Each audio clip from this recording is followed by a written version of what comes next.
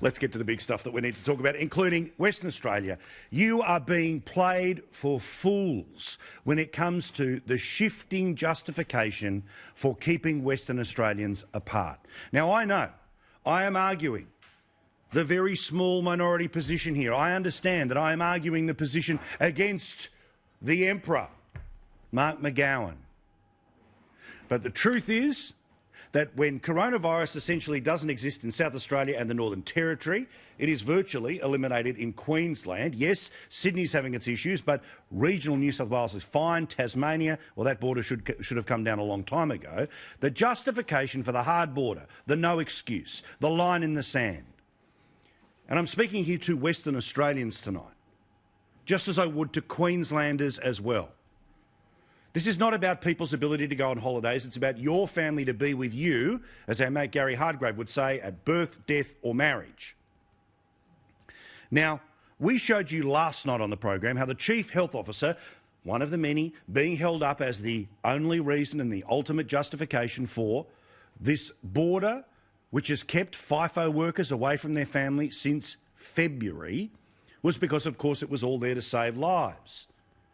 But as we told you last night, the Chief Health Officer went to a parliamentary committee where everyone's lost the tape of the parliamentary committee, of course, and said the justification for the borders being up to all but Victoria, it's just not the case anymore.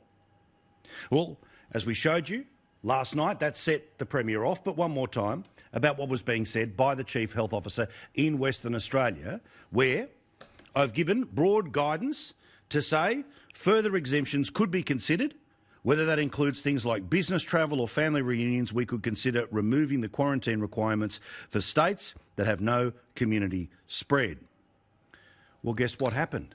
After the Premier was pissed off that the Chief Health Officer told the truth, the Chief Health Officer has now changed his mind.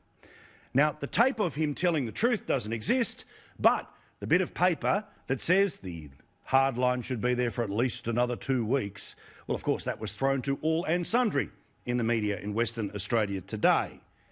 But amazingly, and most interestingly, another person who is willing to tell the truth about the absurdity of the hard border in Western Australia is none other than the Health Minister in Western Australia.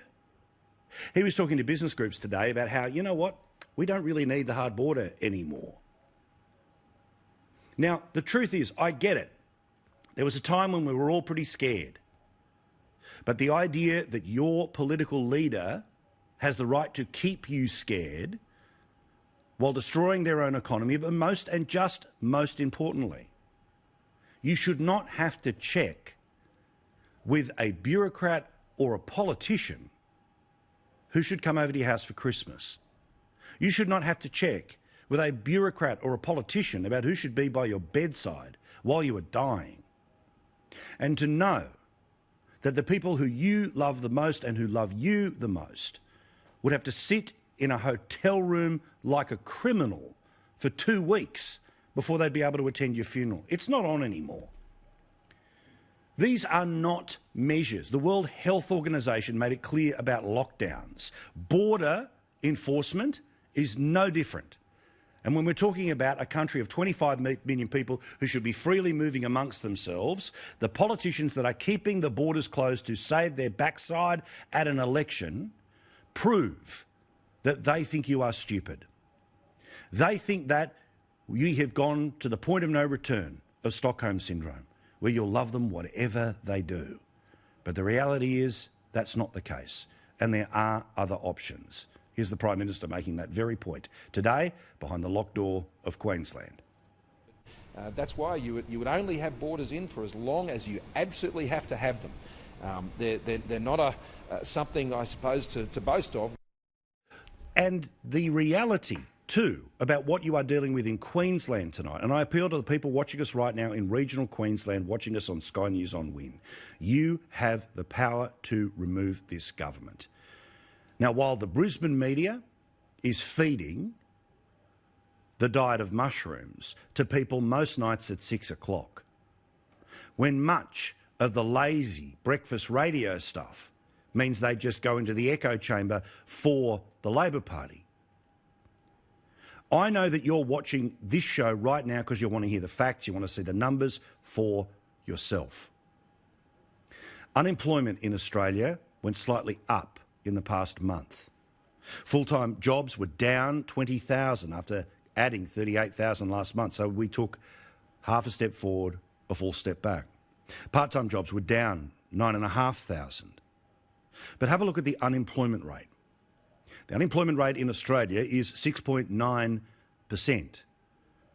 The place with the highest unemployment rate in the entire country is Queensland. Not Victoria, where they are locked in their house, but Queensland. An election just a couple of weeks away. A premier and a treasurer who pretend that they're all about jobs when the reality of their economy, of their decision to scare you, to keep a hard border up that destroys the tourism jobs in the seats from the Gold Coast, the sunny coast, all the way up and all the way in. The reality in Queensland is a disgrace. 7.7 is what the unemployment rate is. When you compare this to the rest of the country, 6.9. It is way worse than lockdown Victoria. Now, overall, on these numbers, here's what the Prime Minister had to say about the overall employment picture, and I'll talk a bit more about Queensland in a second. In the last 2 months, we've had 170,000 extra jobs that have come in outside of Victoria. We've had 70,000 job losses in Victoria. So I think the real story of today's jobs numbers is the economic impact and the job loss impact of the shutdown in Victoria. That's what those job numbers say today. If we hadn't had that second Victorian wave, then there'd be 70,000 more people in work. Absolutely true. And remember, what is responsible for the second wave? Daniel Andrews and his decisions about hotel quarantine, the ones where, everyone else... Come on. Just like in Western Australia, you're being fed a diet of garbage. You're being fed a diet of garbage in Victoria. You are being fed distraction after distraction all over the country and again in Queensland. She might stand there at a press conference each and every day, the pointless puppet Princess Premier Palaszczuk, holding a leaflet pretending that she has an economic plan for Queensland. But they won't deliver a budget until you have rehired them to ruin the joint for another 4 years. And the unemployment rate, which right now in Queensland is the worst in the country, is going to get worse. It's not me who's saying it. It's not a right-wing think tank that's saying it. It's not a briefing note from the LNP or part of the media that is willing to tell the truth about this mob. It's the Queensland Treasurer himself. Cameron Dick by name and nature has said that unemployment is going to peak at 9% this year. And then the best case scenario, by the middle of next year, you'll be at 8.5%. Right now, in Australia, it is 6.9%. In Tasmania, it is 7.6, New South Wales 7.2, Victoria 6.7, 9% in Queensland. And the best case scenario for next year, and you know that's them throwing glitter at it, is 8.5%. Queensland, you are living this nightmare. You are living the difference between the real world and the one that they are presenting to you on the television every day. And I know that you want to send a message to Brisbane. So walk into that voting booth, get that postal, vote for a minor party, send a message. But make sure when it comes to your preferences, the Greens go last and the government goes second last. Flush this mob. They tell you they have a plan for jobs. Their reality is more people will lose it in December, January, February, March, April, May, June next year.